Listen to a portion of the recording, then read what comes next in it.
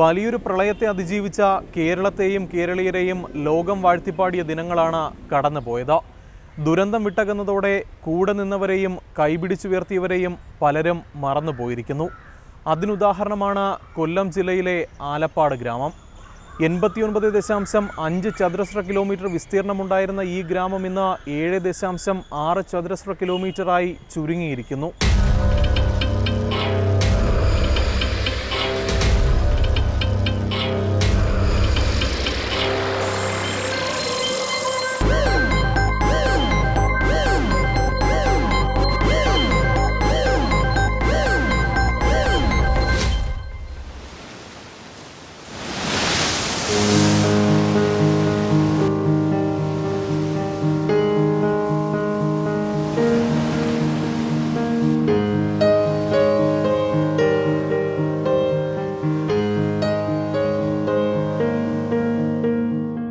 പ്രകൃതി ഭംഗി കൊണ്ടും മത്സ്യസമ്പത്ത് കൊണ്ടും സമ്പന്നമായിരുന്ന കൊല്ലം ജില്ലയിലെ ആലപ്പാടും സമീപ പ്രദേശങ്ങളും ഇന്നൊരു മണൽവരമ്പായി മാറിക്കഴിഞ്ഞിരിക്കുന്നു.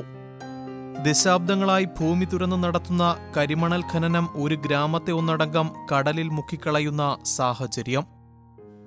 1965 മുതൽ IRE, KMML കമ്പനികളുടെ ഖനന പ്രവർത്തനങ്ങളാണ് ഈ ദൂരവ്യാപക പ്രത്യാഘാതങ്ങളുടെ ആണിക്കല്ല്.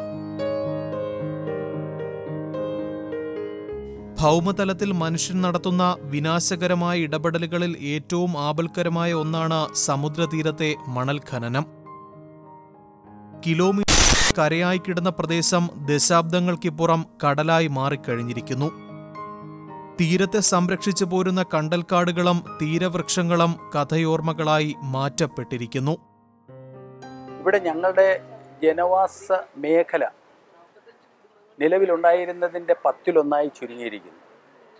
ഈ ഭൂമി ചുരുങ്ങിയതോടൊപ്പം തന്നെ ഞങ്ങളുടെ പൂർവ്വികർ ഞങ്ങൾക്ക് തന്നത് മത്സ്യബന്ധനവും കൃഷിയും ഭൂമിയുമാണ്. ആ ഭൂമി നഷ്ടപ്പെട്ടു. പിന്നെ ശേഷിച്ചെന്ന് പറയുന്ന മത്സ്യബന്ധനമായിരുന്നു. ആ മത്സ്യബന്ധനം ഈ ബീച്ച് നഷ്ടപ്പെട്ടപ്പോൾ ആ മത്സ്യബന്ധന രീതിക്ക് മാറ്റം വന്നു. കേരളത്തിൽ വീശിയടിച്ച സുനാമിയിൽ ആലപ്പാട് തീരത്ത് നിന്ന് മാത്രം കൊണ്ടുപോയത് 131 ജീവനുകളാണ്. ഇനിയൊരു പാരിസ്ഥിതിക ദുരന്തത്തെ താങ്ങാൻ ആലപ്പാടിനോ സമീപ പ്രദേശങ്ങൾക്കോ ശേഷിയില്ല.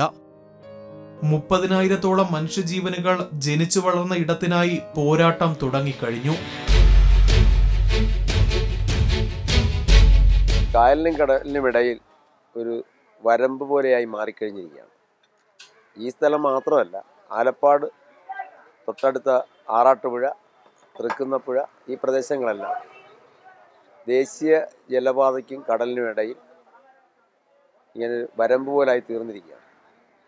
അപ്പോൾ ഈ പ്രദേശം ഇനി ഇല്ലാതാകുക എന്ന് പറഞ്ഞാൽ അത് മധ്യ തിരുവിതാംകൂറിലേക്ക് വരുന്ന വലിയൊരു പ്രളയത്തിനുള്ള സാധ്യതയാണ് നമ്മുടെ മുമ്പിൽ കാണുന്നത്.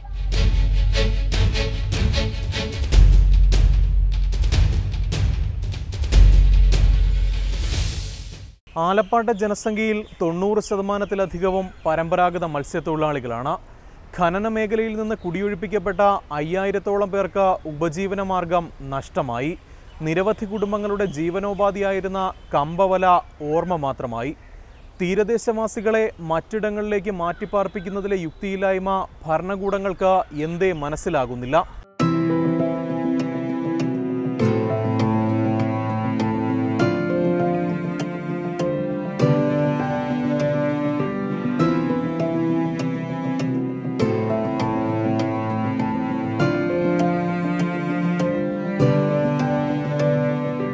പാരിസ്ഥിതിക ആഘാതങ്ങളെ തുടർന്ന് മനുഷ്യരെ കുടിയൊഴിപ്പിച്ച നിരവധി ഉദാഹരണങ്ങളുണ്ട് നമുക്ക് മുന്നിൽ. എന്നാൽ അതിൽ നിന്നെല്ലാം വ്യത്യസ്തമായി മനുഷ്യൻ നേരിട്ടോ ജനങ്ങളാൽ തിരഞ്ഞെടുത്ത ജനപ്രതിനിധികളുടെ ബോധപൂർവമായ ഇടപെടൽ കൊണ്ടോ കേരളത്തിലെ തീരദേശ ഗ്രാമങ്ങൾ ഒന്നടങ്കം ഇല്ലാതായിക്കൊണ്ടിരിക്കുകയാണ്. ആലപ്പാട് പഞ്ചായത്തിന് പുറമെ പത്മന പഞ്ചായത്തിലെ പൊന്മനയും ചവറ പഞ്ചായത്തിലെ കോവിൽത്തോട്ടവും ആലപ്പുഴ പഞ്ചായത്തിലെ ആറാട്ടുപുഴ, തൃക്കുന്നപ്പുഴ, പുറക്കാട് പഞ്ചായത്തുകളും ഈ ആഘാതങ്ങൾക്ക് ഇരകളാണ്. ഇവിടുത്തെ ഭൂപ്രകൃതി എന്ന് പറയുന്നത് നമ്മുടെ മുൻകാലങ്ങളിൽ ഞങ്ങൾ തന്നെ പറഞ്ഞു കേട്ടുള്ളത്, ഈ കിഴക്ക് ഭാഗത്ത് വയൽ, കായലിനോട് ചേർന്ന് വയൽ, അതിൻ്റെ പടിഞ്ഞാറ് വശത്ത് ജനവാസ മേഖല, അത് കഴിഞ്ഞിട്ട് കരിമണൽ കുന്നുകൾ, അതിന് പ്രദേശം നമ്മുടെ മത്സ്യബന്ധനവുമായിട്ട് ബന്ധപ്പെട്ട ആക്ടിവിറ്റീസ് നടന്ന മേഖല എന്നാണ് കേട്ടിട്ടുള്ളത്.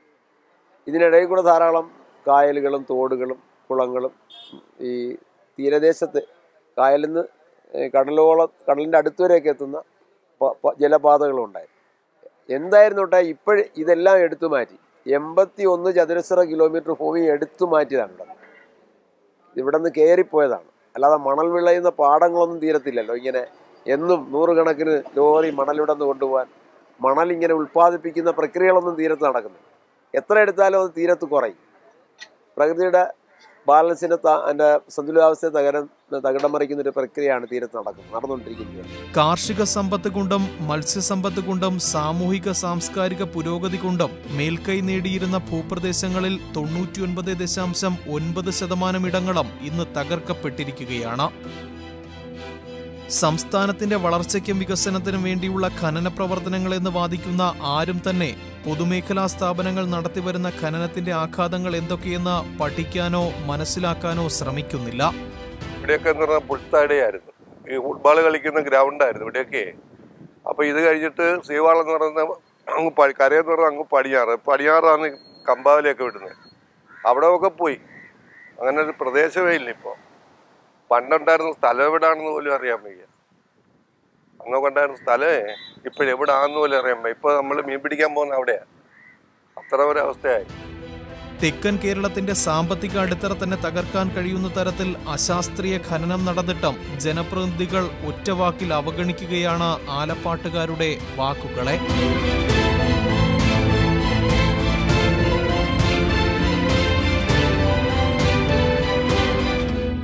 ഖനനം തുടങ്ങി 1 നൂറ്റാണ്ടിനടുത്തെത്തിയിട്ടും തീരം കടലെടുക്കാതിരിക്കാനുള്ള സുരക്ഷാ നടപടികൾ ഉടൻ സ്വീകരിക്കുമെന്ന ഭരണകൂട പ്രഖ്യാപനത്തെ എങ്ങനെ നോക്കിക്കാണണം? ഈ സുരക്ഷാ മുൻകരുതലുകൾ നേരത്തെ എടുത്തിരുന്നെങ്കിൽ പൊന്മന ഗ്രാമം ഇന്നും ഉണ്ടാകുമായിരുന്നു. അവിടത്തുകാർക്ക് സ്വന്തം നാട്ടിൽ വിരുന്നുകാരായി എത്തേണ്ട അവസ്ഥയും ഉണ്ടാകുമായിരുന്നില്ല.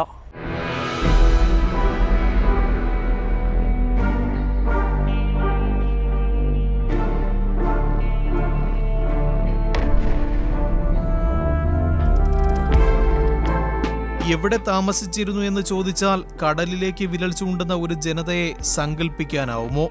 അങ്ങനെ ഒരു ജനത പലയിടങ്ങളിലായി ഇവിടെ എവിടെയൊക്കെയോ ചിതറിക്കിടപ്പുണ്ട്. ആലപ്പാട് പഞ്ചായത്തിനോട് തൊട്ടുചേർന്ന് കിടക്കുന്ന പത്മന പഞ്ചായത്തിൽ ഉൾപ്പെട്ട പ്രദേശമാണ് പൊന്മന. ഇന്ന് ആലപ്പാട്ടുകാരുടെ വികാരങ്ങളായിരുന്നു വർഷങ്ങൾക്ക് മുമ്പ് പൊന്മനയിലെ ജനങ്ങളുടേത്. ഒരായുസ് മുഴുവൻ ജനിച്ചു വളർന്ന ഇടത്തിനു വേണ്ടി വാദിച്ച പലരും തോറ്റു തളർന്ന് എവിടെയോ ജീവിതം തള്ളി നീക്കുകയാണ്. പ്രേതാലയം പോലെ തോന്നിപ്പിക്കുന്ന ആളൊഴിഞ്ഞ വീടുകൾ, ചിതലെടുത്ത കഴുക്കോലുകൾ, അങ്ങനെ നിരവധി അവശേഷിപ്പുകൾ ഇന്നും നമുക്കിവിടെ കാണാം. 600ഓളം ഏക്കർ വിസ്തൃതിയിൽ 1000-ലധികം കുടുംബങ്ങൾ താമസിച്ചിരുന്ന പൊന്മനയിൽ ഇന്ന് കാണാനാവുക 1-2 പേരെ മാത്രം. 1 ഏക്കർ ഭൂമിയുണ്ടായിരുന്ന അവകാശികൾക്ക് നിലവിൽ കരയായുള്ളത് 1.5 സെന്റോളം. പുനരധിവാസ പാക്കേജുകളൊന്നും ഫലം കാണാതെ വന്നതോടെ പൂർണ്ണമായും ഒറ്റപ്പെട്ടവരായി ആ ജനത മാറി. ഞങ്ങൾക്ക് ഈ സമരത്തിലേക്ക് വന്നതിൻ്റെ കാരണം നിങ്ങൾ ചോദിച്ചു കഴിഞ്ഞാൽ ഇവിടെ ഖനനം മൂലം മരുപ്പറമ്പായി മാറിയത് പൊന്മന എന്നുള്ളൊരു ഗ്രാമം. ആ ഒരു ഉദാഹരണം മാത്രം മതി ഞങ്ങൾ എന്തുകൊണ്ട് സമരം ചെയ്യണം എന്നുള്ള ഒരു കാരണം. അവിടെ സമരം 1500ഓളം കുടുംബങ്ങൾ ജീവിച്ചിരുന്ന നാട് ഇപ്പോൾ ഉത്സവം നടത്താനും കടൽ കാണാൻ വേണ്ടി വരുന്നവർക്കും മാത്രമായിട്ട് അത് കടൽ കാണാൻ പോലും ഉള്ള അവകാശമില്ലാത്ത ഒരു സ്ഥലത്ത് മരുപ്പറമ്പായി മാറി. അതുപോലെ ഇപ്പോൾ ഈ കാണുന്ന ഈ സ്ഥലം സ്കൂളും അമ്പലങ്ങളും ഒക്കെ മരുപ്പറമ്പാക്കി മാറ്റാനാണ് ഈ ഗവൺമെൻറ് ആലോചിച്ചിരിക്കുന്നത്. ഗവൺമെൻറ് പറയുന്നത് ഇവിടെ നിന്നുള്ള ആൾക്കാരെ എല്ലാം മാറ്റി സ്ഥാപിക്കുമെന്നാണ് പറയുന്നത്. ഇവിടെ നിന്ന് ആൾക്കാർ മാറ്റി സ്ഥാപിച്ചു കഴിഞ്ഞാൽ ഞങ്ങളുടെ സംസ്കാരം തന്നെ ഇല്ലാതാവും. ഈ ഒരു സംസ്കാരം നിലനിർത്താൻ വേണ്ടിയാണ് ഞങ്ങളിവിടെ ഒരു സമരത്തിൽ നിൽക്കുന്നത്. പൊതുമേഖലാ സ്ഥാപനങ്ങൾ 24 മണിക്കൂറും നടത്തിവന്ന ഖനന പ്രവർത്തനങ്ങളൊന്നും ശാസ്ത്രീയമായിരുന്നില്ല. Mineral concession rule 1960, mineral conservation and development rule 1988 എന്നിവ ലംഘിക്കപ്പെട്ടു. കടലാക്രമണങ്ങളെ ചെറുക്കാൻ വേണ്ട മുന്നൊരുക്കങ്ങൾ നടത്താതെയായിരുന്നു ഖനന പ്രവർത്തനങ്ങൾ. ബുൾഡോസറുകളും ഫ്രണ്ട് എൻഡ് ലോഡറുകളും ഉപയോഗിച്ച് മണൽ വാരിയെടുത്തതോടെ കടൽ കരയിലേക്ക് കയറി തുടങ്ങി.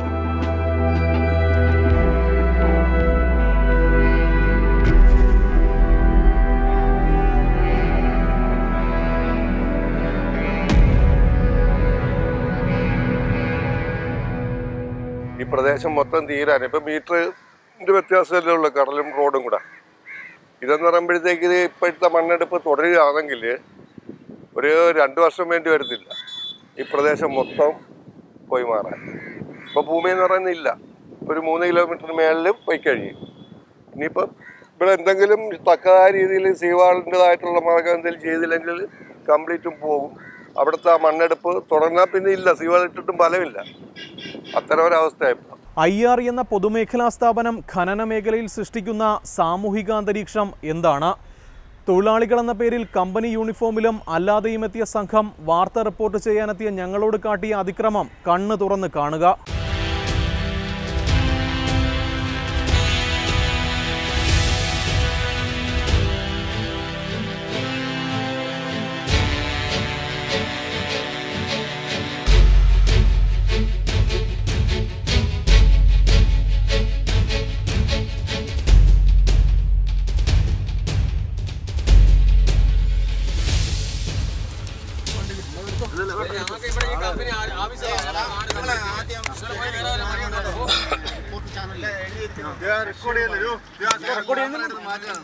മാറ്റി വെച്ചിരിക്കുന്നു.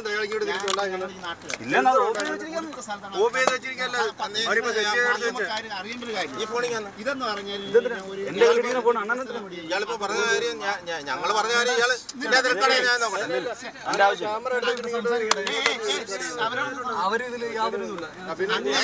ഇവിടെ നിങ്ങൾ വരേണ്ട കാര്യമില്ല.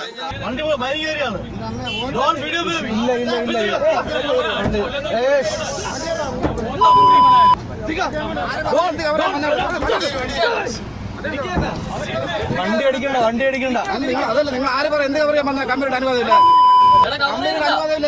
എന്ത് വീഡിയോ എടുക്കാൻ വന്നത്? നമ്മളൊന്നും എടുത്തില്ലല്ലോ.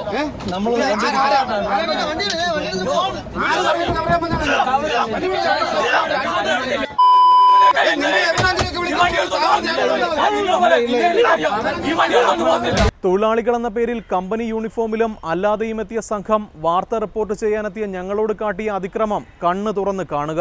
അതല്ല, നിങ്ങൾ ആര് പറയാം എന്ത് പറയാൻ വന്ന കമ്പനിയുടെ അനുവാദമില്ല, അനുവാദമില്ല. എന്ത് വീഡിയോ എടുക്കാൻ വന്നത്?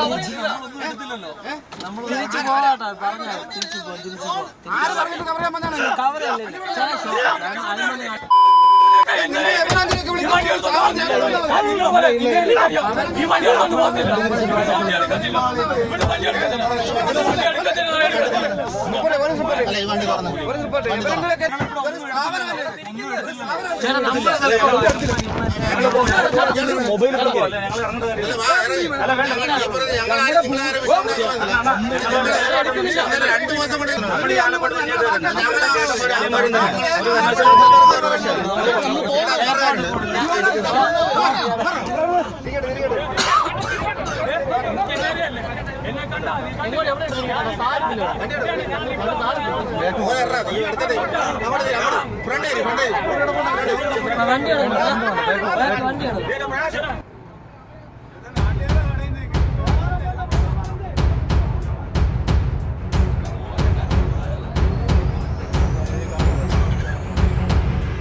ഖനന മേഖലയിലൂടെ വാഹനത്തിൽ യാത്ര ചെയ്ത ഞങ്ങളെ കാറും ടിപ്പർ ലോറികളും ഉപയോഗിച്ച് തടഞ്ഞു നിർത്തിയ ശേഷമുള്ള ആക്രമണങ്ങളുടെ ദൃശ്യങ്ങളാണ് ഈ കണ്ടത്.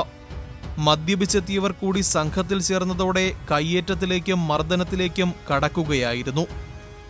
കേട്ടാൽ അറയ്ക്കുന്ന തെറികൾ വിളിച്ചും വാഹനം തല്ലിത്തകർത്തും നടന്ന അഴിഞ്ഞാട്ടത്തിന് എന്ത് ന്യായീകരണമാണ് അധികാരികൾക്ക് ബോധിപ്പിക്കാനുള്ളത്? ഒരു സർക്കാർ സ്ഥാപനത്തിലെ തൊഴിലാളികൾക്ക് ഈ നിലയിലേക്ക് പെരുമാറാൻ ആരാണ് നിർദ്ദേശം നൽകിയത്? ഒരു മാധ്യമ സംഘത്തിന് നേരെ ഉയർന്ന സമീപനം ഇത്തരത്തിലെങ്കിൽ സാധാരണക്കാരായ ജനങ്ങളോട് ഇവറ്റകളുടെ സമീപനം എന്തായിരിക്കും? പറയാനുള്ളത് പോലും കൂട്ടാക്കാതെ ഒരുപറ്റം ക്രിമിനൽ സംഘം നടത്തിയ ഈ ആക്രമണമാണ് സേവ് ആലപ്പാട് ക്യാമ്പയിന്റെ പ്രസക്തിയെ കടലോളം വലുതാക്കുന്നത്. കമ്പനിയെ അനുകൂലിച്ച് ന്യായീകരണവാദവുമായി വരുന്ന മന്ത്രി മേഴ്സിക്കുട്ടിയമ്മ ഉൾപ്പെടെയുള്ളവർ ഇതിന് മറുപടി പറയുക തന്നെ വേണം.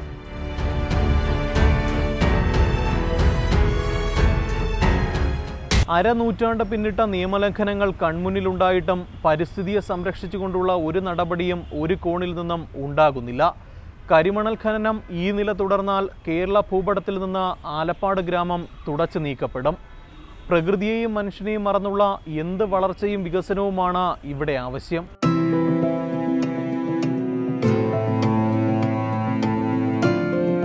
അശാസ്ത്രീയമായി തുടർന്നു വരുന്ന കരിമണൽ ഖനനം ദുരന്തത്തിലേക്ക് തുറക്കുന്ന വാതിലായി വിലയിരുത്തപ്പെടുമ്പോൾ സാമ്പത്തികവും രാഷ്ട്രീയവും കോർപ്പറേറ്റ് താൽപര്യങ്ങൾക്കും വേണ്ടി പലതും അവഗണിക്കപ്പെടുകയാണ്. കടലും കരയും പല ഓർമ്മപ്പെടുത്തലുകൾ നൽകിയിട്ടും തിരുത്തലുകൾക്ക് തയ്യാറാകാതെ മടിച്ചു നിൽക്കുകയാണ്. ഞങ്ങളുടെ ഒരു കുടുംബത്തിലെ ഒരാൾ മരിച്ചാൽ അതിനൊരു പുലകുളി എന്ന് പറയുന്ന ഒരു സംവിധാനമുണ്ട്. അന്നത്തെ ദിവസം ഞങ്ങൾ അയാളുടെ സ്മരണയ്ക്ക്, ആ മനുഷ്യൻ്റെ സ്മരണയ്ക്ക് വേണ്ടി ഒരു തെങ്ങും തൈ കുഴിച്ചു വയ്ക്കും. അങ്ങനെയുള്ള 10,000ങ്ങളുടെ ശവകുടീരങ്ങളാണ് ഈ കടലിൽ വിലയം പ്രാപിച്ചിരിക്കുന്നത്. ഈ ഭൂമി നഷ്ടപ്പെട്ടത് കൊണ്ട് ഞങ്ങൾക്ക് വന്ന നഷ്ടങ്ങളാണ്. അതൊന്നും ആർക്കും തിരിച്ചു തരാൻ പറ്റാത്തതാണ്. ഇവർ ഭൂമി തിരിച്ചു തന്നാൽ പോലും ഇതൊന്നും ഞങ്ങൾക്ക് തിരിച്ചു തരാൻ പറ്റത്തില്ല. ഞങ്ങൾക്ക് വേണ്ടി അവർക്കൊന്നും ചെയ്യാൻ പറ്റത്തില്ല. ഇതെല്ലാം കഴിഞ്ഞു. ഇനി ഇവിടെ അവശേഷിക്കുന്നത് ഈ 7.6 ചതുരശ്ര കിലോമീറ്റർ മാത്രമാണ് ആലപ്പാട് അവശേഷിക്കുന്നത്. അതുപോലെ തന്നെയാണ് തൊട്ടടുത്ത തൃക്കുന്നപ്പുഴയുടെയും ആറാട്ടുപുഴയുടെയും തീരപ്രദേശമെല്ലാം. അപ്പോൾ ഈ മണൽ മണ്ണ് നഷ്ടപ്പെട്ട് കഴിഞ്ഞാൽ തീർച്ചയായിട്ടും ഇങ്ങോട്ട് നമ്മുടെ ഓണാട്ടുകര, കുട്ടനാട് പ്രദേശങ്ങളെന്ന് പറയുന്നത് സമുദ്രജലനിരപ്പിനേക്കാൾ താഴ്ന്ന പ്രദേശങ്ങളാണ്. അങ്ങോട്ട് കടൽ വെള്ളം കയറും. അപ്പോൾ ഇതിന് കേവലം ഇത് ആലപ്പാടിൻ്റെയോ ആറാട്ടുപുഴയുടെയോ അല്ലെങ്കിൽ പൊന്മനയുടെയോ കോവിൽത്തോട്ടത്തിൻ്റെയോ ചവറയുടെയോ മാത്രം പ്രശ്നമല്ല. ഇത് മധ്യ തിരുവിതാംകൂറിനെ മൊത്തത്തിൽ ബാധിക്കുന്ന, ഇവിടുത്തെ കാർഷിക ജനവാസ മേഖലകളെ മുഴുവൻ ബാധിക്കുന്ന പ്രശ്നമാണ്. ലാഭത്തെക്കുറിച്ചും വ്യവസായത്തെക്കുറിച്ചും സംസാരിക്കുന്നവർക്ക് താൽക്കാലികമായി സംസാരിച്ചാൽ മതി. പക്ഷേ ഇത് നമ്മൾ സൂചിപ്പിച്ചില്ലെങ്കിൽ നാളെ ദുരന്തമുണ്ടാകുമ്പോൾ ഇവരൊക്കെ വേറെ വർത്തമാനങ്ങൾ പറഞ്ഞു. ഇത് കേവലം ആലപ്പാട്ടുകാരുടെ മാത്രം പ്രശ്നമല്ല. ആലപ്പുഴ, കൊല്ലം ജില്ലകളിൽ വ്യാപിച്ചു കിടക്കുന്ന ഓണാട്ടുകരയും അപ്പർ കുട്ടനാട് വരെയുള്ള പ്രദേശങ്ങൾ അറബിക്കടലിൽ നിന്നും സംരക്ഷിച്ചു നിർത്തുന്ന മണൽക്കോട്ടയാണ് ആലപ്പാട്. അശാസ്ത്രീയമായ രീതിയിൽ മണൽ ഖനനം ഇനിയും തുടർന്നാൽ കൊല്ലം, ആലപ്പുഴ ജില്ലകളുടെ സിംഹഭാഗവും അറബിക്കടലിൽ പോകുമെന്ന വസ്തുത തിരിച്ചറിയണം. സ്വാതന്ത്ര്യലബ്ധിക്കിപ്പുറവും മനുഷ്യൻ ഭൂമിക്കായി സമരം ചെയ്യേണ്ട അവസ്ഥാവിശേഷം എത്ര ഭീകരമാണ്. നമ്മൾ കണ്ട ഏറ്റവും വൻ പ്രളയം ഉണ്ടായത് ഇപ്പോൾ ആരും പറയാതെ, ആരും ആവശ്യപ്പെടാതെ ആലപ്പാട് പഞ്ചായത്തിലെ ഞങ്ങളുടെ സഹോദരങ്ങൾ, 400ഓളം വരുന്ന സഹോദരങ്ങൾ സുനാമിക്ക് സമാനമായ തിര ഈ തീരത്തടിച്ചുകൊണ്ടിരിക്കുമ്പോൾ ആരും നിർദ്ദേശിക്കാതെ, ആരുടെയും അഭിപ്രായം ആരായാതെ സ്വന്തം മത്സ്യബന്ധന ഉപകരണങ്ങളുമായിട്ട് പോയി അവർ രക്ഷാപ്രവർത്തനം നടത്തിയത്. മനുഷ്യൻ്റെ മുമ്പിൽ, ലോകത്തിൻ്റെ മുമ്പിൽ മനുഷ്യ സ്നേഹം എന്താണെന്ന് പ്രകടിപ്പിച്ചവരാണ് ഇവിടുത്തെ മത്സ്യത്തൊഴിലാളികൾ. അവരുടെ അടുത്താണ് ഈ മാതിരി ക്രൂരത കാണിച്ചുകൊണ്ടിരിക്കുന്നത്. ഗവൺമെൻറ് ഒന്നും ചെയ്യാൻ പറ്റാത്തൊരവസ്ഥ നിന്നപ്പോഴാണ് ഞങ്ങൾ ഇവിടുന്ന് രക്ഷാപ്രവർത്തനത്തിന് പോകുന്നത്. അത്രയും കാര്യങ്ങൾ ഒരു 4-5 ദിവസം അവിടെ പോയി കഷ്ടപ്പെടുകയും കാര്യങ്ങളൊക്കെ ചെയ്തിട്ടുണ്ട്. ഇപ്പോൾ ഞങ്ങൾ അതിൻ്റെ പ്രതിഫലം ചോദിക്കുകയല്ല ചെയ്യുന്നത്. ഞങ്ങൾക്ക് ജീവിക്കാൻ, പിറന്ന നാട്ടിൽ ഇനിയും ജീവിക്കാനും ജനിച്ച മണ്ണിൽ തന്നെ മരിക്കാനും ഉള്ള അവകാശത്തിന് വേണ്ടിയാണ് ഞങ്ങൾ ഈ ഒരു സമരം ചെയ്യുന്നത്. കേരളത്തെ തുരന്നു തിന്നുന്ന മുഴുവൻ സ്ഥാപിത താൽപര്യക്കാർക്കുമെതിരെയാണ് ആലപ്പാട്ടുകാരുടെ സമരം. പ്രളയത്തിൽ ജാതിമത രാഷ്ട്രീയങ്ങൾക്ക് അതീതമായി രക്ഷകരായി ഓടിയെത്തിയ ആ സൈന്യം ഇന്ന് തിരിച്ചു ചോദിക്കുന്നത് പ്രതിഫലമല്ല, ജീവിക്കാനുള്ള അവകാശമാണ്.